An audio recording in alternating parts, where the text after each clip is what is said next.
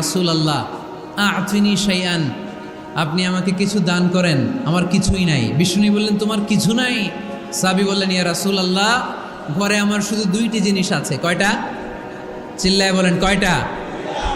এক হচ্ছে একটা জামা, দুই হচ্ছে পানি খাওয়ার একটা জগ। বিষ্ণু বললেন এই দুইটাই নিয়ে আস।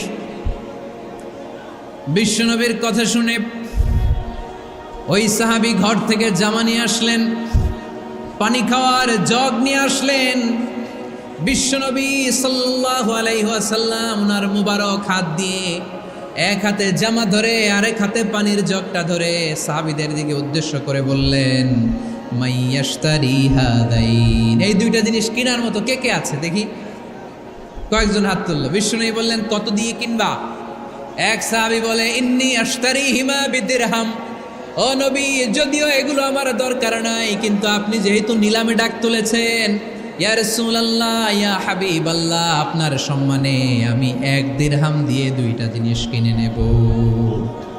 1 দিরহাম, একটা জামা, একটা পানি খাওয়ার জগ, দাম কত? 1 দিরহাম। বিশ্বনবী বললেন না না, 1 দিরহাম তো অনেক কম হয়ে যায়, মাইয়াজিদু আলা যালিক, এর চেয়ে বেশি দামে কে কিনবা?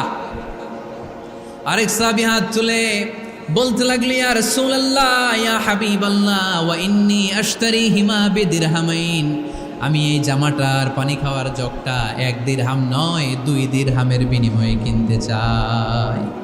বিষ্ণু সাল্লাল্লাহু আলাইহি ওয়াসাল্লাম ওই সাহাবাকে দিয়ে দিলেন, দিয়ে 2 দিরহাম নিয়ে যে লোকটা ভিক্ষা করতে এসেছিল তার হাতে 2 দিরহাম দিয়ে বললেন যাও 1 দিরহাম দিয়ে ঘরে খাবার কিনে দিয়ে আসো, আরেক দিরহাম দিয়ে একটা কুঠার কিনে নিয়ে আসো। শুনতেছেন? কি কিনে নিয়ে আসো? কুঠার দিয়ে কি করে? গাছ কাটে। ওই সাহাবী কুঠার কিনে নিয়ে আসার পরে বিশ্বনবী নিজ হাতে কুঠারের মধ্যে একটা কাঠের হাতল লাগাই দিলেন। আল্লাহু আকবার! হাতল ছাড়া কুঠার ইউজ করা যাবে? বিশ্বনবী নিজ হাতে ওই কুঠারের ভেতরে একটা হাতল লাগাই দিলেন আর বললেন লা উরিদু আন আরাকা 15 আইয়াম, এই কুঠার নিয়ে জঙ্গলে যাও, গায়ে অনেক শক্তি আছে, কাঠ কাটো, এই কাঠ কেটে বাজারে বিক্রি করো, সামনের 15 দিন যেন আমি আমার চোখের সামনে তোমার না দেখি। বিশ্বনবীর পরামর্শ অনুযায়ী কুঠার নিয়ে ওই সাহাবী জঙ্গলে চলে গেলেন।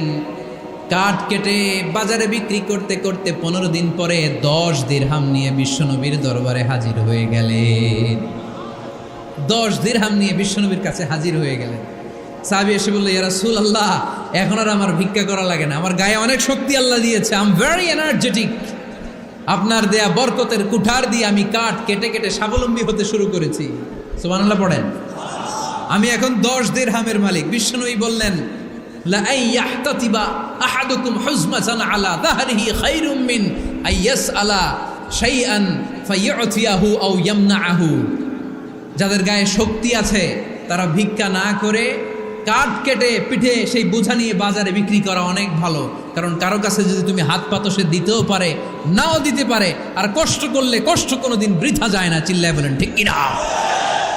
বিষ্ণু ইসলামের অনুপ্রেরণায় এই সাহাবা অল্প কিছুদিনের ব্যবধানে স্বাবলম্বী হয়ে গেলেন। What is the moral of the story? বিশ্বনবীর এই প্রফেটিক স্টোরি থেকে আমাদের কি শিক্ষা? লেসন নাম্বার 1, বিশ্বনবী চাইলেই ওই 2 দিরহাম দিয়ে বলতে পারতো যাও খাবার দাবার কিনে ফ্যামিলিতে দিয়ে আসো, সে ওই 2 দিরহাম নিয়ে খাবার দাবার কিনে ফ্যামিলিকে খাইয়ে রাত্রে আবার ভিক্ষায় নামতো। কথা কন, রাত্রে কি করতো? ভিক্ষায় নামতো। বিষ্ণু ইসলাম তাকে কাজ করে খাওয়ার জন্য উৎসাহ দিলেন, পাশাপাশি বিষ্ণু ইসলাম পার্মানেন্ট সলিউশন দিলেন।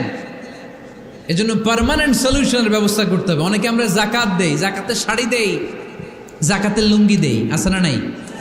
লক্ষ্মীপুরে এরকম দেয় নাকি? কি দেয়? হ্যাঁ, গাড়ি গাড়ি দেয়, শাড়ি না। জাকাতের শাড়ি জাকাতের লুঙ্গি বলতে কোনো কথা ইসলামে নাই। এগুলো খুব কম দামি শাড়ি, যাদেরকে এগুলো দেয়া হয় তাদেরকে অপমান করা হয়, ঠিক কিনা? আল্লাহ বলেছেন ওয়ালাকাদ কাররামনা বানি আদম, I have dignified the status of the sons of Adam, আমি আদমের সব সন্তানদেরকে সম্মানিত করেছি। সুবহানাল্লাহ পড়েন।